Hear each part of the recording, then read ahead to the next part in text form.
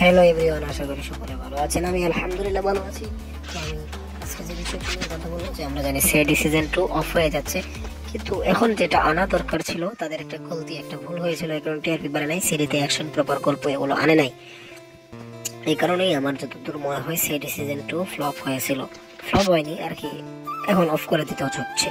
যদি তারা প্রপারলি একটা অ্যাকশন থ্রিলার আনতো, প্রতিটা গল্পে চমক রাখতো এবং ভালোভাবে প্রমোশন করতো এবং সুন্দর একটা টাইমিং দিত, যেমন 8টা 8:30, তাহলে এত সুন্দর হতো না। সাড়ে 8টার সময় দিবে না, 10:30 9:30 সময় দিবে না, দিছিল তো বেশি দিন রাখে নাই।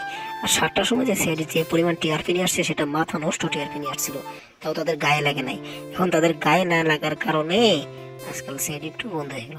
আর সামনে আমার আরেকটা ভিডিও আসবে, যেখানে বলা হবে যে সিআইডি মুভির প্ল্যান করছে দয়া টিম, সিআইডি টিম, মানে সিআইডি 2 বন্ধ হওয়ার পরে তারা এই প্ল্যানটা করছে সিআইডি দ্য মুভিজ। এই বিষয় নিয়ে আমি পরবর্তীতে একটি খবর বানাচ্ছি। তো থেকেও সাথেই থাকুন। ধন্যবাদ পুরো ভিডিওটি দেখার জন্য, আর চ্যানেলটি সাবস্ক্রাইব করতে ভুলবেন না।